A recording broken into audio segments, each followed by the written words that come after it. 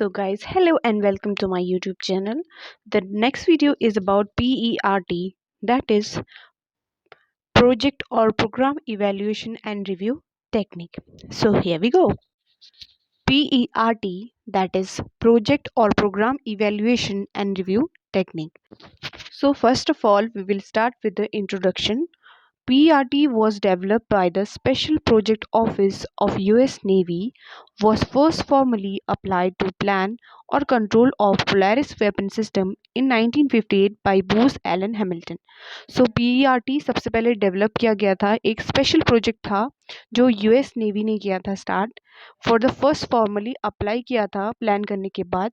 किसके लिए प्लान किया था? Control of Polaris weapon system के against in 1958 by Booz Allen Hamilton. PERT is a time event network analysis system. These events are placed in a network showing relationship of each event with other event. PERT क्या है? Time event network analysis system है. मतलब कि इसमें हम time, हर एक event में जो भी टाइम लग रहा है उसको दिखाते हैं और उन सारे इवेंट के बीच का रिलेशनशिप दिखाते हैं with the other event. Next, PERT is a project management tool used to schedule, organize and coordinate tasks within a project.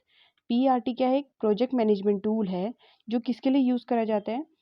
Schedule करने के लिए, ऑर्गेनाइज करने के लिए, कोऑर्डिनेट करने के लिए, जो भी टास्क है हमारे प्रोजेक्ट में. PERT chart uses rectangles and circles called nodes to represent project events or milestone. PERT chart में हम क्या यूज़ करते हैं? रेक्टेंगल्स और सर्कल्स, जिनको हम नोट्स बोलते हैं, जो हमारे प्रोजेक्ट का इवेंट्स होते हैं और माइलस्टोन होते हैं, उनको क्या करते हैं? रिप्रेजेंट करते हैं. PERT allow manager to evaluate time and resources necessary to manage a project. PERT क्या करता है? अलाउ करता है मैनेजर को ताकि वो इवेल्युएट कर सके कितना टाइम लगेगा और जो भी रिसोर्सेज नेसेसरी हैं उनको मैनेज करने के लिए. PERT involves three estimation techniques. First is optimistic, second is pessimistic, and third is most likely. First, optimistic. Optimistic means shortest time activity can be completed. Next is pessimistic. Pessimistic means longest time an activity can require. मतलब कि वो उतना ज़्यादा time activity ले सकती है उसको पूरा होने में.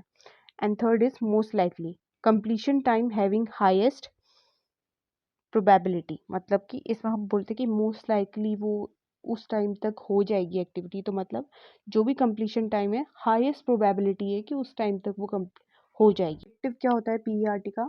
To facilitate decision making and reduce both time and cost required to complete a project.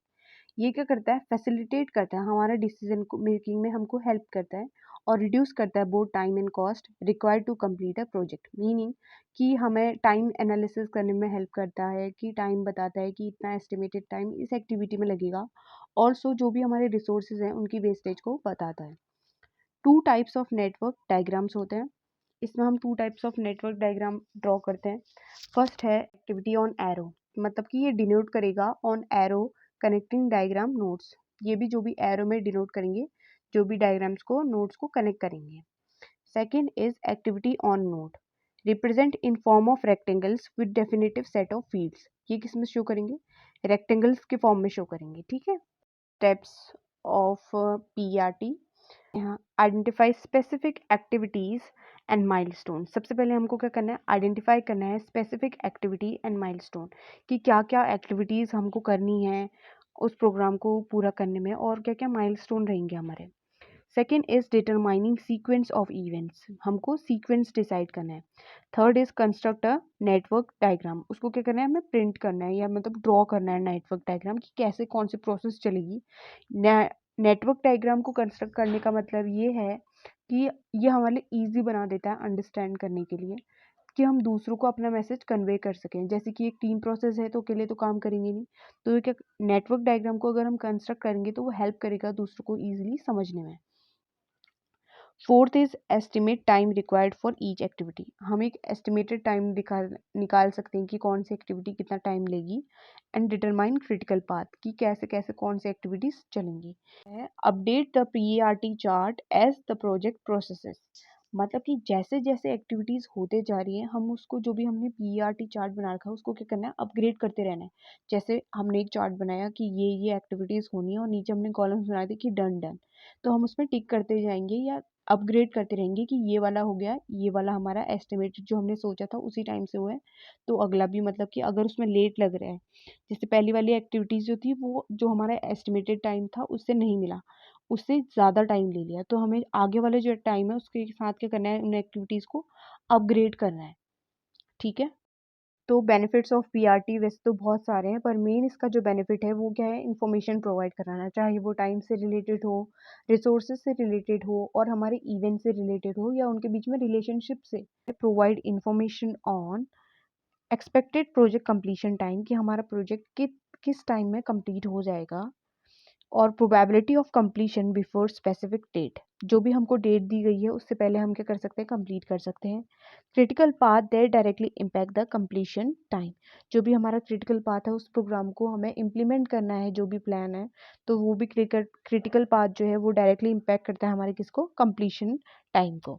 Next, activity start and end date, ये हमको बताता है कि कब हमको एक्टिविटी स्टार्ट करनी है और कौन से डेट में एक्टिविटी क्या हो जाएगी, एंड हो जाएगी, हमारे एस्टिमेशन के हिसाब से, जो भी हमने program evaluation and review technique को क्या किया है, ड्रॉ किया है उसके हिसाब से।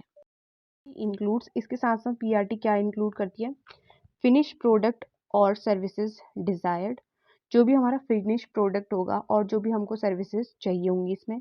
Total time and budget for completion of the project, ठीक है, टोटल टाइम और क्या बजटिंग होगी इसमें हमारे प्रोजेक्ट को कंप्लीट करने के लिए। Starting and completion date, sequence of activities, क्या सीक्वेंस रहेगा एक्टिविटीज़ का। Estimated time and cost in each step, जो भी एस्टिमेटेड टाइम लगेगा और कॉस्ट लगेगी हर एक स्टेप में, यानी कि हर एक इवेंट में। Purpose of PRT to schedule a project, कोई भी प्रोजेक्ट हमें उसे शेड्यूल करना है। टू ऑर्गेनाइज अ प्रोजेक्ट, हमें उसे ऑर्गेनाइज कराना है, मतलब कि हमें उसे इम्प्लीमेंट कराना है जिस हिसाब से हमने उसे प्लान किया था। टू कोऑर्डिनेट टास्क, जो भी हमारे टास्क हैं उनको कोऑर्डिनेटेड वे में एक बहुत ही काम तरीके से उनको इम्प्लीमेंट करना है प्लान को, और उसे कंप्लीट करने की कोशिश करनी है। टू मैनेज द टाइम, जो भी हमें टाइम जिस हिसाब से हमने प्लान किया था उस हिसाब से उस टाइम में वो सब चीज़ें चले, वो क्या करना है, हमें मैनेज करना है। टू एनालाइज द वर्क, हमको अपना जो भी वर्क है उसको एनालाइज करते रहना है। एक पीआरटी डायग्राम है जिसमें हमने स्टार्ट पॉइंट बनाया और क्या बनाया, फिनिश पॉइंट बनाया। तो ये हमारे प्रोग्राम का स्टार्ट हो गया और ये क्या हो गया, फिनिश पॉइंट हो गया। तो ये सीरीज ऑफ इवेंट्स हैं जो हमने नोट पे शो करी थी, और ये क्या है, एक्टिविटी ऑन एरो है और ये एक्टिविटी ऑन नोट, ठीक है। तो जो भी मतलब कि ये सारे जो सर्कल्स हैं वो क्या दिखाते हैं, हमारी इवेंट्स को दिखाते हैं कि ये इवेंट, ये तीनों इवेंट को लीड करेगा एटलीस्ट, ये फिर एच पे जाएगा, तो यही बताता है, और फिर हम फिनिश लाइन में पहुंच जाते हैं। तो आप लोग ये डायग्राम कभी भी आप लोग लिख रहे हो तो एक डायग्राम बना सकते हो ऐसा, ये ऐसा कुछ नहीं है कि अभी सिर्फ सेम ऐसे ही बनाना है, आप अपने हिसाब से कोई भी डायग्राम बना सकते हो ऐसा, जो जिसमें आप एक्टिविटी शो कर रहे हो स्टार्ट से लेकर फिनिश तक, और फिर आप एरोज पे दिखा रहे हो, रेक्टेंगल्स या सर्कल्स का यूज़ कर रहे हो कोई भी इवेंट को दिखाने के लिए।